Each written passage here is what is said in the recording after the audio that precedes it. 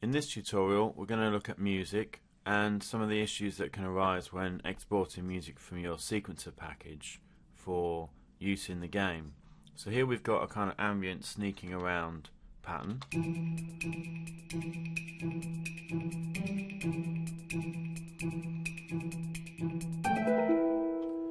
Okay, and that's just going to loop in our game when we're in a particular location.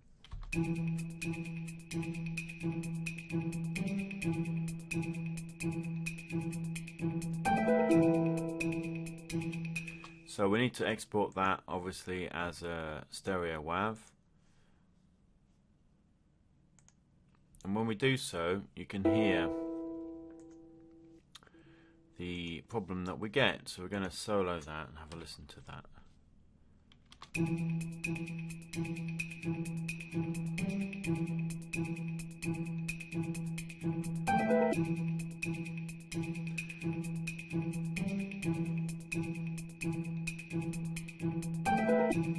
So those nice decays of the harp notes are lost when we export it, because in a sequencer package our sampler is just allowing them to ring off even though we've gone back to the beginning of the loop.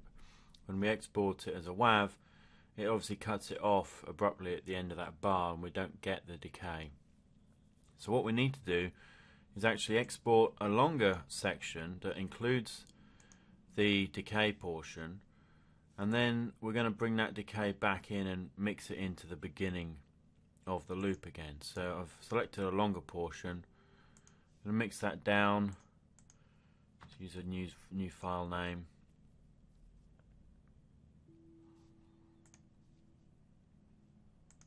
Okay, so there you can see we've now got that decay. So if we chop that bit off, bring it round onto a new audio track and solo those two. You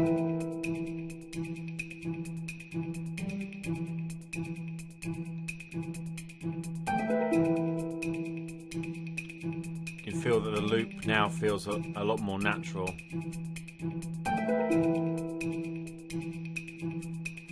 And it's now ready to export. You'll notice that the first time we play it we get the slightly unusual effect of hearing the decay of those notes before we've even heard the notes. So it may be that you want to export two versions, and the first version is just going to be like this, and then when it comes round again, this time we'll go to the version that's got the decay blended in.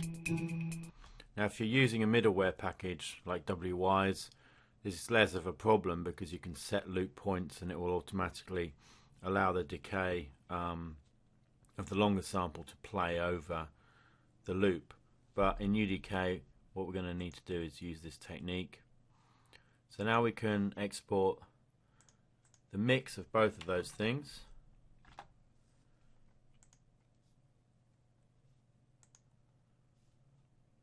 Okay, we'll just check that just to make sure.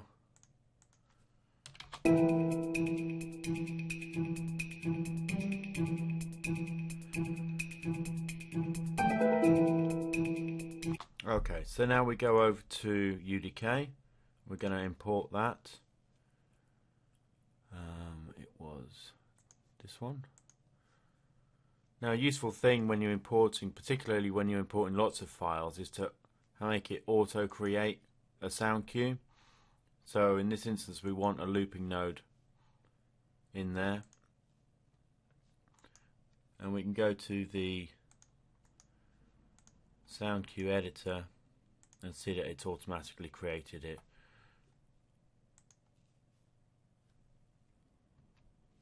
So we just save that package and then we're ready to bring it into our game. So this is our one of the exercise levels, and we're going to have, when we go into this cave area, start the sneaking around music. Now you can see I've already got a builder brush just at the entrance to that cave, and I'm going to use that to create a trigger volume. So if I just move the builder brush, you can see I've created this trigger volume using its shape, and we'll have a new event when that trigger volume is touched. We want it to be able to be touched multiple times, so we're going to change the max trigger count to 0, and we want a play sound. I've still got my sound cue selected in the browser, so when I click the green arrow, it's added to the play sound object. So when we go into the cave, we're going to touch the trigger volume. That's going to start playing the sound, and when we leave the cave, we're also going to touch it. So what we want here is a switch with 2 links, and the first link's going to play the sound, the second one's going to stop it, and that switch is going to loop around, clicking between those 2 outputs. So here we go. Go into the cave.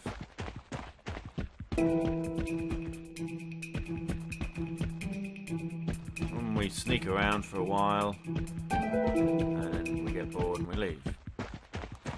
Now you can see that that sounds pretty clumsy. So if we just put short fade in, fade out, maybe a second fade in, we're going to fade out over 2 seconds. It's going to sound a little bit smoother.